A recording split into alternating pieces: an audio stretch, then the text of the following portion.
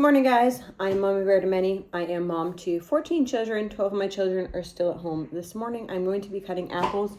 Hopefully, my brain will multitask and be able to do apples and chat with you guys at the same time, because I have a lot of things that I have wanted to chat about that have been asked, just different things like that. So all I'm doing, if you've never done apples before, this is going to be on the Every Bit Counts challenge. So if you haven't seen that, check it out over there. If you see holes or anything like this, this could potentially be from a worm. So I am going to be cutting that portion off. And see, I have a hole here.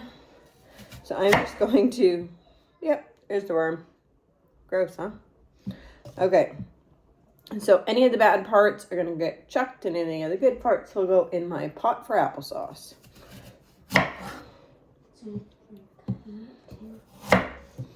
So, good, in the pot. I know, probably you guys are like, ew, gross. It's free applesauce, guys. People have done this for centuries. Maybe not canning it for centuries, but yeah. People didn't always have a beautiful grocery store that they picked up the most beautiful fruit and vegetables from, that have been perfectly created just for them.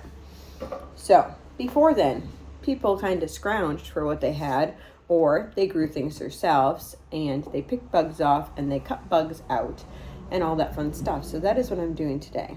I'm also going to chat with you guys about homesteading. Why do I do this? I mean, isn't it easier to go to that grocery store? Isn't it easier to pick up things from the grocery store and just, yeah, isn't it just easier? Now, if I have a, I'm not going to show you that one because I didn't like that one too much. If I have one that looks perfect once I cut into it, then I'll put the whole thing core and all into here.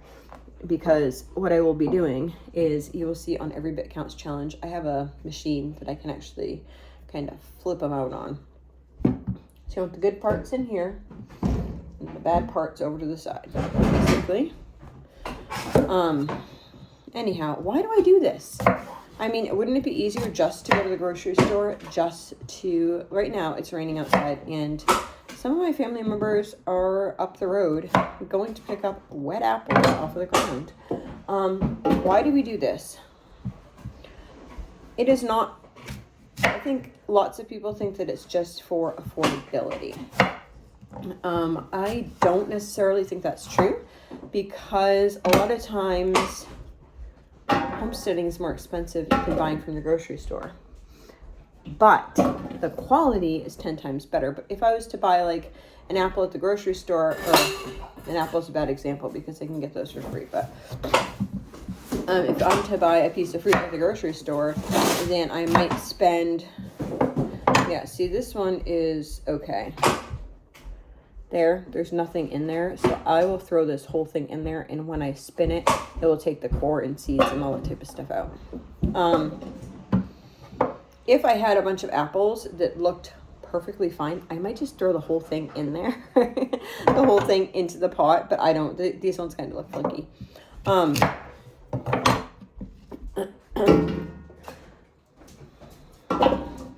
lot of times it costs more than...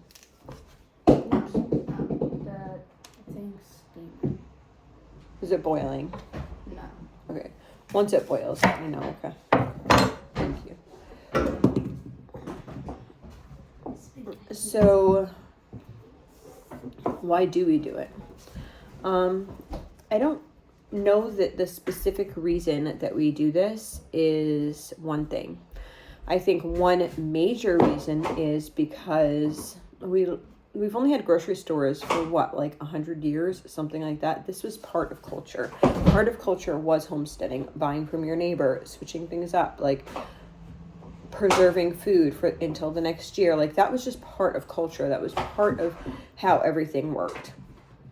It's only been, a little over 100 years that we've had grocery stores, and that we've had the convenience of buying things at the grocery store. But do we actually know what is in what we buy at the grocery store? I mean, do we? Like, I see articles all the time about, you know, this outbreak or that outbreak from different types of bacteria or types of chemicals, or somebody, you know, somebody died because of E. coli or all these different things. Like, I see these all the time. I know a lot of people are concerned about canning for botulism, which is understandable. But at the same time, to me, in a way, it's kind of just as scary to buy something from the grocery store, because they don't really care about their products. They just get it to the grocery store. I mean, most of the meat that goes to the grocery store, people are just trying to turn a profit. They're not worried about your health. They're not worried about my health. They're worried about trying to turn a profit. And honestly, for them, it might be better if you're a little sick, because then you'd need their pharmaceutical drugs. It's very an interesting study. If you ever decide to study, there's quite a bit of information out there about people who work for like large corporations and people that are like invested in the pharmaceutical industry, which is really interesting. Really, really interesting. Anyway, so do we know what's in our food unless we grow it ourselves? Not particularly. There are certain regulations as far as levels of certain things that are allowed into food products, but really they test like this much of this huge picture, right?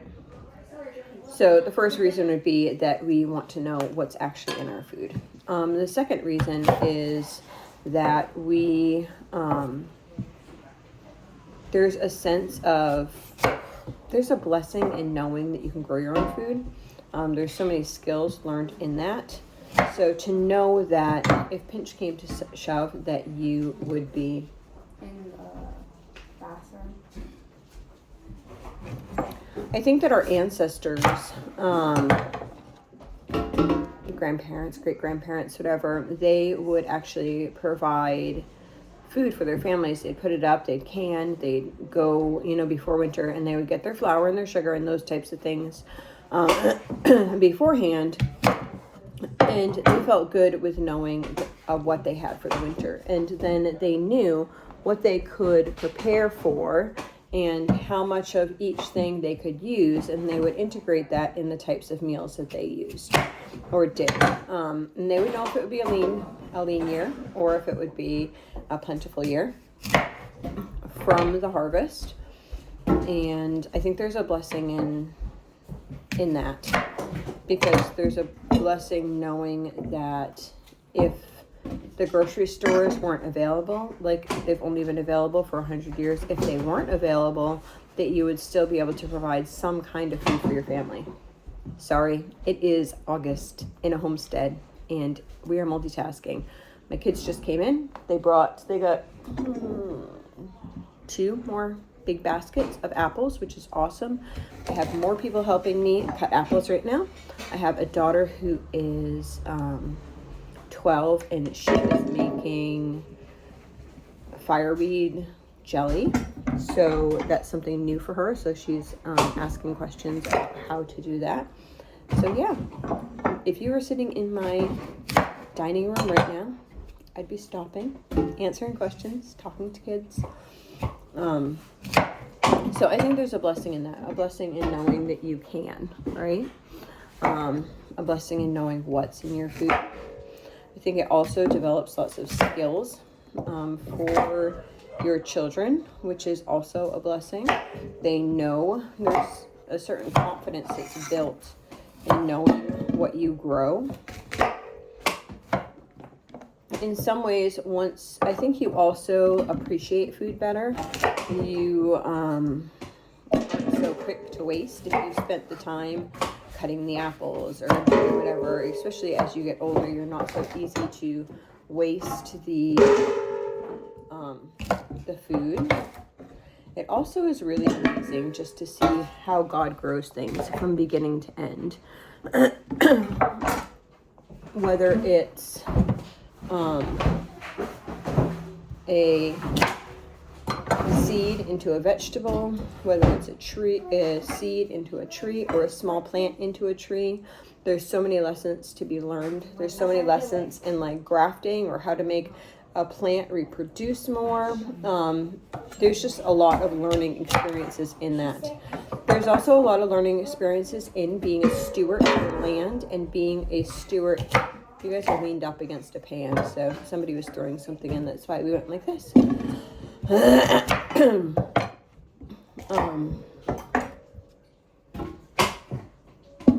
Also, there is a blessing in knowing that a life needs to be taken in order to provide meat for your family. I know a lot of people are like, ew, I could never do that. Well, I hate to say this, but if you are a meat eater, you should probably experience that at least once in your life, to know what really occurs in butchering an animal. There is, and it also helps you. A lot of times I see people say, well, I don't like that part of the animal. I don't like that part of the animal. I think homesteaders have a different view of, okay, most of my family doesn't like this part of the animal. How can I make that more palatable for them? How can I incorporate that into our diet? For instance, liver. Everyone here is not a huge liver fan, but we have like cut and dried, dehydrated our liver and made it into a liver powder, and then it can be used if you're making smoothies or anything, because it's really healthy for you. So just learning how to use all the parts of the animal is really a blessing. Learning how to butcher an animal. There's so much like anatomy going on when that happens as well. It's really a blessing to do that. So those are some reasons why we do what we do. There's a bunch more. There really is. But I don't see us eventually it will be cheaper for our family. Right now we're kind of stuck in the middle because we got out of it and now we're going back into it. So right now we still have like a grocery bill, and then we still are feeding our animals. So we're in this like conundrum of stuff because we're not getting very much from our animals at this point. We will be butchering a couple pigs for the freezer come fall, but really we need to get back into the routine of everything so that we know exactly how that's going to be. And I also have to think the quality of what you're having, the quality of the meat. Grass-fed meat is going to be a lot higher quality than store-bought yucca. Yeah.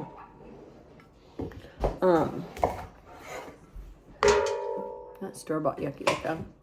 Everyone can do their own thing, but there are certain one thing in store-bought hamburger is they're allowed to mix a certain amount of additives into your meat without sharing that information with you. So just be cautious when you are buying meats, that's whatever. Another thing is with meat is that an animal only needs to be alive. It does not need to be thriving or doing great. A lot of times when they're doing different animals, when they're collecting different animals, animals could be partially dead. As long as they are alive, they're considered fit for consumption. So those are all things. It's kind of hard for me to buy grocery store meat because I know these things, but yet at this time, I'm not 100% doing it because we stepped back. So we're trying to get back to that so we can be doing it. Anyway, I think that is it for the day. If you are a homesteader, write your favorite reasons down in the description box below on why you like homesteading.